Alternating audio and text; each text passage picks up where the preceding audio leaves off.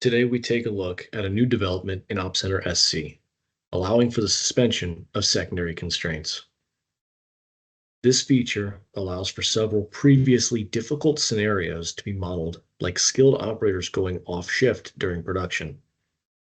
In previous releases, creative configuration or customization was needed to tackle this problem, but as of version 22.10, an in-box solution is now available.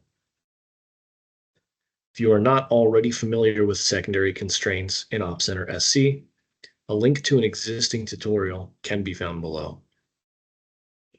Let's start by talking about the new toggle found here within each secondary constraint in the secondary constraint table. Checking this toggle will allow usage of this constraint to span calendar downtimes anytime it is required.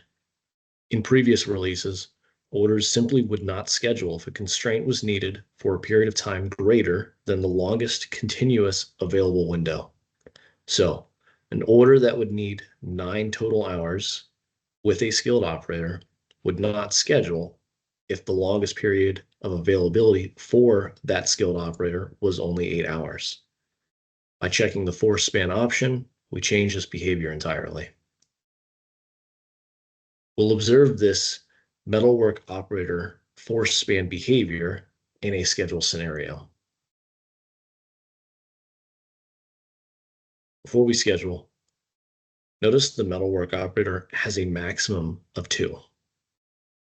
Anytime an order is scheduled on the Gantt chart, the operations for metalworker or welder will require 1 metalwork operator to run.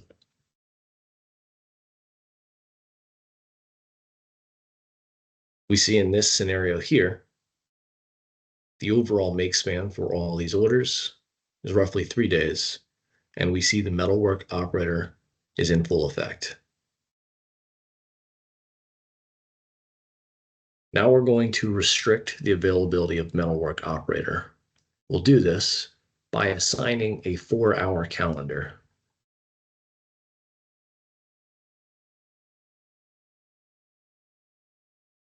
When we look at our plot for metalwork operator now, we see 4 hours of on shift and 20 hours of off shift every day. We'll now reschedule this, and we will see the effect that the span off shift has on this schedule. The overall runtime is considerably longer. And when we see the metalwork jobs and the welder jobs, they span across this downtime when metalwork operator is not available. This is the force span behavior. It allows orders to maintain their scheduled positions despite the fact that an operator is not available to work. As we see here, the jobs simply wait until work can resume.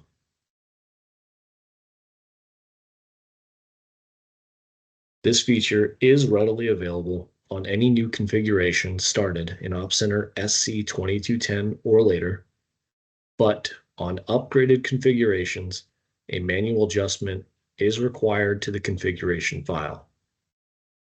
Please reach out to one of our skilled technicians here at ATS Lean Scheduling. We will help you get the most from your APS solution.